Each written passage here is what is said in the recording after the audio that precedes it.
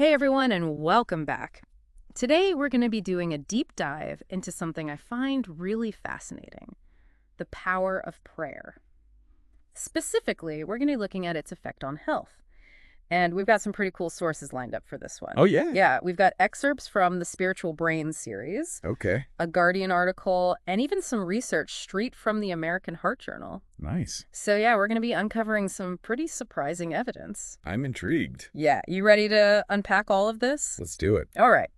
So let's start with one study in particular. It's called the STEP study. This is a huge research project. It was funded by the Templeton Foundation. And it looked at intercessory prayer. So that's, when you're praying for somebody else. Okay. And how it affected people recovering from heart bypass surgery.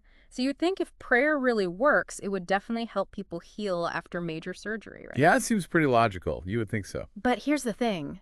The STEP study found the opposite. Yeah, patients who knew they were being prayed for actually had more complications after surgery. Really? Yeah, we're talking 59% compared to 51 and 52% for those who didn't know. So knowing people are praying for you could actually make things worse.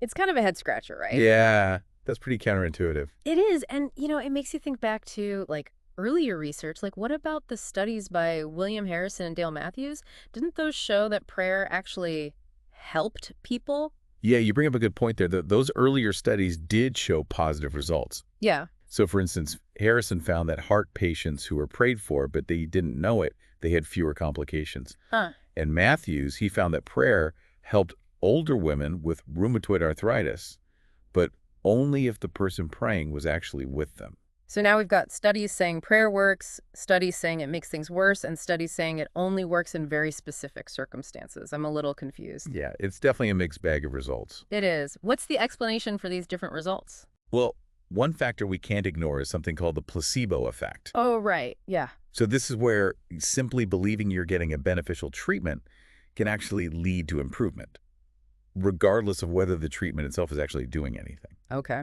And then there's this thing called the RSME effect. It's a mouthful. It stands for religious, spiritual, meaning-making experiences. Okay. Where basically, finding meaning and purpose, often through their beliefs, can have a big impact on a person's well-being. It's that feeling of being connected to something bigger than yourself. So are you saying that those positive results in the earlier studies, they might have been due to the placebo effect or just the patient's own spirituality and not because of the prayer itself? Yeah, it's a real possibility. Okay. But what's really interesting is that in the STEP study, knowing you're being prayed for might have actually increased anxiety for some patients, creating a kind of reverse placebo effect. They call it the nocebo effect. Oh, wow. You imagine the pressure of knowing people are praying for you to get better. Maybe that adds stress without them even realizing it. Yeah, I could see that. That's a really interesting point. And, our source material from the Spiritual Brain also points out some potential flaws in the STEP study design. For example, patients were asked to keep it a secret from their doctors and nurses if they were being prayed for. I imagine hiding something like that from the people who are caring for you, it could create some internal conflict and some stress. Absolutely. Right. It could definitely introduce some unintended psychological effects. And, that's not all. What else? Even just approaching patients about being part of a prayer study before a big procedure could be unsettling. Oh, yeah, I can see that. Like, are they going to be thinking, wait a minute, am I that sick that people need to pray for me? Right. The study itself could unintentionally introduce anxiety. It's tricky. Yeah, I'm starting to think that studying prayer, especially in a sensitive situation like this, could introduce all sorts of variables that are, impossible to control. Yeah, it's a real challenge. Which kind of brings us to the ethics of prayer research. Right. And another complex layer to this whole thing. It is. Trying to design ethical studies in this area is like navigating a minefield. Yeah. So many things to consider. Yeah. How do you even define prayer? Are all forms of prayer the same? Do the beliefs and qualities of the people praying make a difference? Right. Are we talking about meditation? Are we talking about, a specific religion's form of prayer? Exactly. And how do you even begin to separate the real effects of prayer from the placebo effect? It seems almost impossible. It's definitely challenging. And then there's this whole other issue of what they call wild prayer. Wild prayer. Yeah, it basically means friends and family praying for the patient even if it's not part of the official study. Oh, so outside prayer. Yeah, how do you account for that? Right. It's tough. Yeah. And what about, like, getting consent from patients? Oh, right. You have to tell them about the study without making them anxious or triggering that nocebo effect we discussed. Exactly. It's a delicate balance. Yeah. And then you have to consider that different patients might have different goals. Some might prioritize a peaceful death over simply surviving. Oh, right. Yeah. Just adds another layer of complexity. It really does. I mean, it feels like even if you could design like a perfectly ethical study, the logistics just seem impossible to overcome. Yeah, it really highlights the inherent complexity of Mm. studying prayer scientifically. But that doesn't mean we should stop trying to understand it. Yeah. What's important is that we recognize the limitations of these studies and approach the findings with a critical eye. Right. Okay. This has given us a lot to think about already. Yeah. Before we kind of dive deeper into the details of study design, I think let's zoom out a bit and look at the larger picture. Okay. Let's talk about those religious, spiritual, meaning-making experiences, Okay. those RSMEs and their impact on people's lives. I think this is where things get really interesting. It is fascinating. While the results of intercessory prayer studies might be mixed, the influence of RSMEs on people's lives is undeniable, and we don't have to rely solely on research to see this. Right. Countless stories and anecdotes illustrate their power. Yeah, you're right. One story from our source material that really struck me was about a 12-year-old girl. Her name was Hope Stout, Okay. and she was battling bone cancer. Oh, wow. Yeah. And when the Make-A-Wish Foundation asked her what she wanted, she asked, how many other kids are waiting for their wishes to be granted? And when they told her there were 155 kids in her area, Wow. she said, then my wish is to raise money to grant all of their wishes. That's amazing. Isn't that incredible? Yeah. What a display of empathy and selflessness driven by her own experience with, a life-threatening illness and her faith. Even though she passed away before the fundraiser, her story is just a powerful reminder of the impact RSMEs can have even in the face of hardship. This is really inspiring. It is. It shows how RSMEs can inspire those incredible acts of compassion. Yeah. Speaking of which, our source material mentions the work of biologist Alistair Hardy. Oh, yeah. He studied RSMEs. What did he find? Well, his research found some consistent themes among people who reported having these experiences. Okay. They often described a stronger sense of purpose in life, greater compassion for others, and a shift towards a more personal and intrinsic faith, Okay. rather than just following religious rules. Okay. You know? Yeah. But there is this counter-argument that RSMEs actually cause people to withdraw from the world and become overly focused on their personal spirituality. What do you think about that? Well, that's where things get really interesting. When you look at the lives Yeah. of many social activists and reformers throughout history, like Gandhi or Dorothy Day, Mm. you see the strong thread of RSMEs running through their motivations. Their work for justice was deeply rooted in their spiritual beliefs. Right. Because facing the challenges of activism, it often requires a source of strength and purpose that goes beyond just the material world. Precisely. And it reminds me of a story about Thomas Merton, Okay. the Trappist monk. He was advising a young activist friend who was burning out. Okay. And he said, gradually you struggle less and less for an idea and more for specific people. The range tends to narrow down, but it gets much more real. Wow, that's such a powerful insight. He's saying that true social engagement comes from connecting with the humanity of individuals, not just fighting for some abstract ideal. Exactly. And this seems to connect back to the idea of a meaningful universe, a feeling of interconnectedness that transcends the purely material. Absolutely.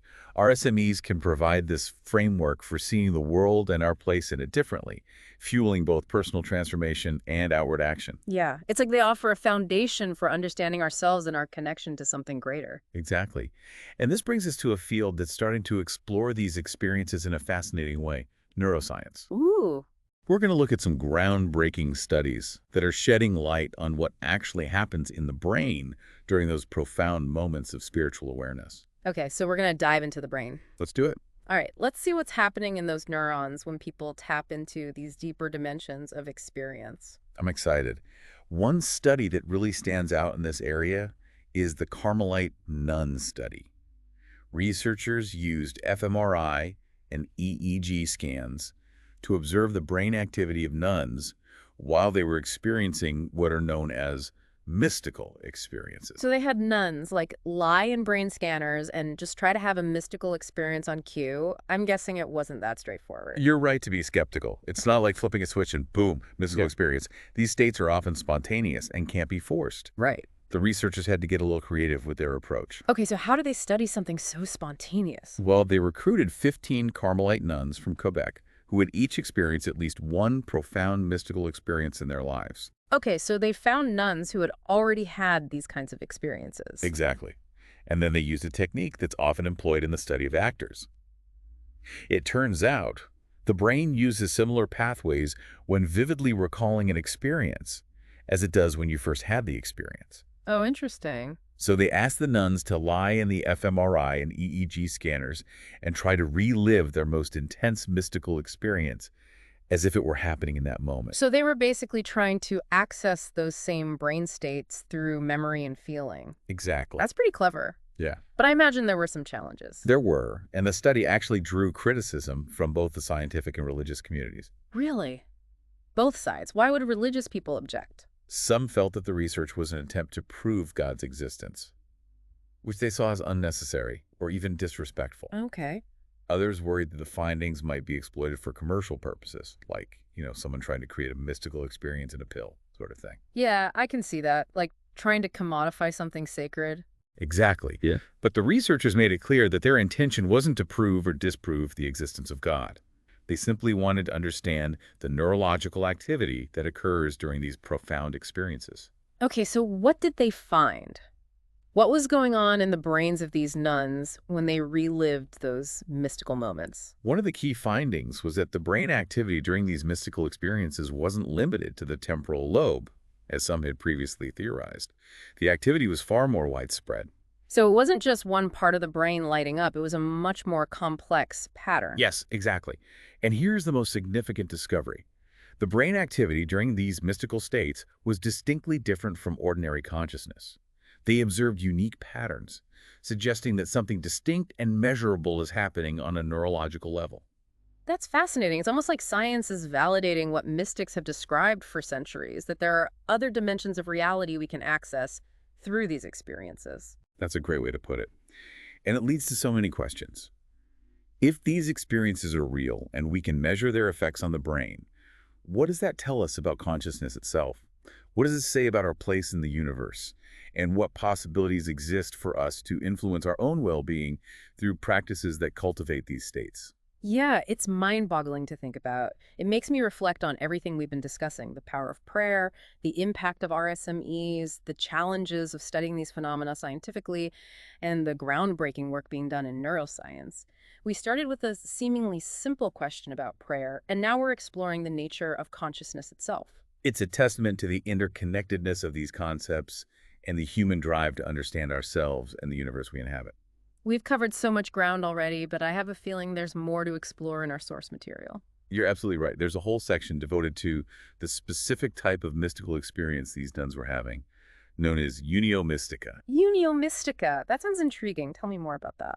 Unio mystica is a Latin term that translates to mystical union. It describes a state of consciousness where the individual experiences a complete merging or oneness with the divine, or God. It's a state that Christian mystics, like these Carmelite nuns, strive to attain through their contemplative practices. So these nuns weren't just having any mystical experience, they were experiencing the most profound type, a complete union with God. Exactly. And the researchers were able to study the brain activity specifically during the recollection of this incredibly intense experience. Wow, that adds another layer of depth to this research. I'm curious to know more about the implications of Unio Mystica. Well, for one thing, it challenges the traditional Western view of the self as a separate, independent entity. Are you saying that Unio Mystica suggests that our sense of individuality is an illusion?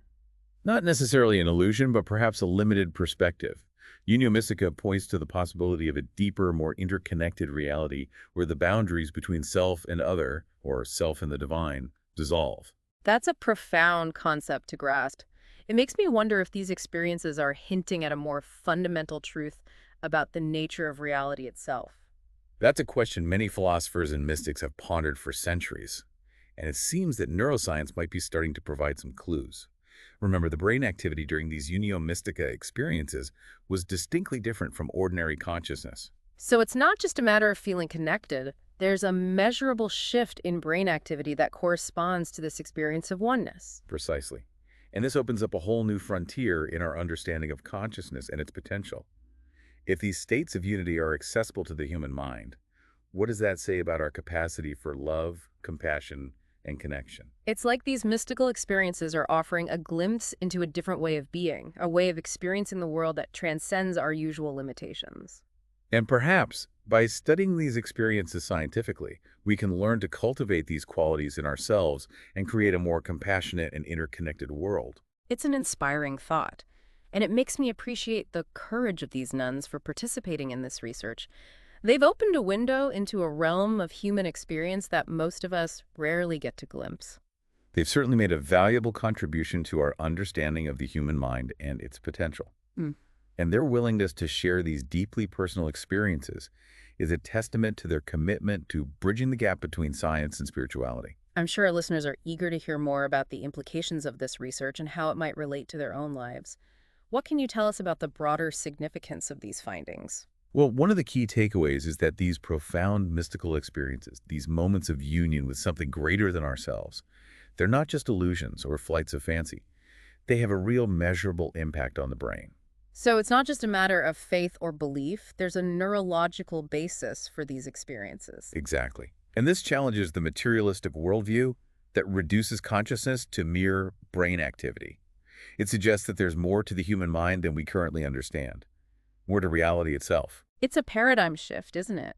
A recognition that our inner world, our spiritual experiences, are as real and significant as the physical world around us. It is a profound shift in perspective, and it opens up the possibility that we can tap into these deeper dimensions of experience, these states of unity and interconnectedness, not just through intense religious practice, but perhaps through other means as well. What other means are you referring to? Well, there's growing interest in the potential of practices like meditation, mindfulness, and even certain forms of art and music to induce altered states of consciousness that share similarities with mystical experiences. So you're saying that we might be able to access these profound states not just through traditional religious practices, but through other avenues as well. That's the exciting possibility that this research suggests, and it's a field that's ripe for further exploration. This is all incredibly fascinating, but I want to make sure we loop back to something we touched on earlier, the question of intercessory prayer and its impact on health. That's a good point. While we've been exploring this broader realm of mystical experiences and RSMEs, it's important to revisit this specific form of prayer and what we know about its effects. Okay, so let's circle back to intercessory prayer. What additional insights did our source material offer?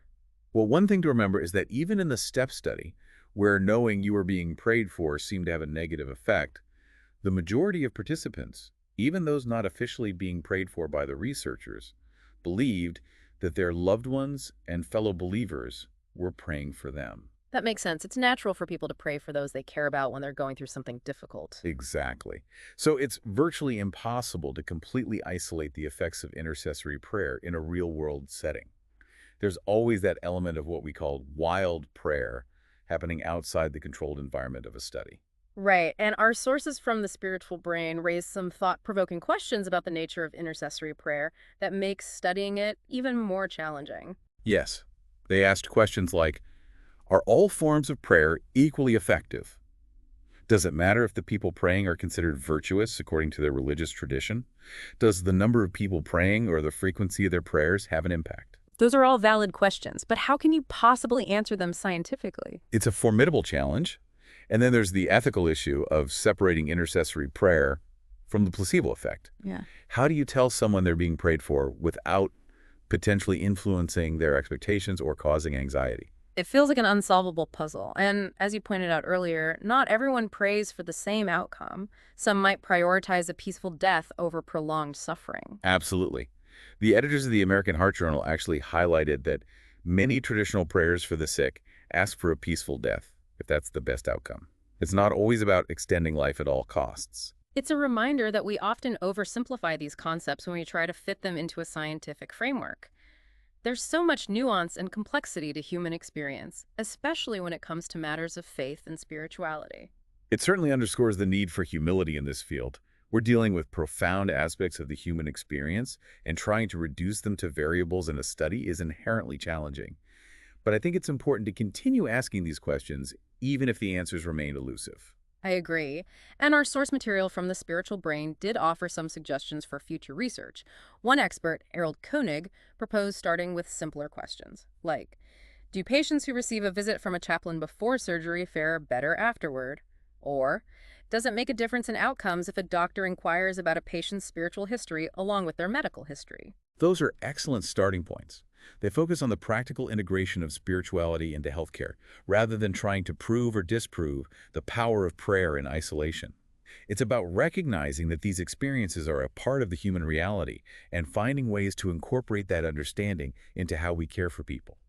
I love that approach. It feels much more grounded and realistic than trying to force these complex experiences into a rigid scientific box. It's about finding a balance between rigorous inquiry and a deep respect for the mysteries of the human spirit. Well said. I think we've given our listeners plenty to ponder already. From the unexpected findings of the STEP study to the inspiring story of Hope Stout and the groundbreaking research on Carmelite nuns, we've covered an incredible amount of ground today. And we've only scratched the surface. There's a whole universe of knowledge waiting to be explored in the realms of spirituality, consciousness, and neuroscience. So, to our listeners, if this deep dive has sparked your curiosity, we encourage you to keep exploring. Read more, do your own research, reflect on your personal experiences, and maybe even try some of the practices we've discussed, like meditation or contemplative prayer. Who knows what discoveries you might make? It's a journey of self-discovery well worth taking. And that concludes our deep dive into the power of prayer.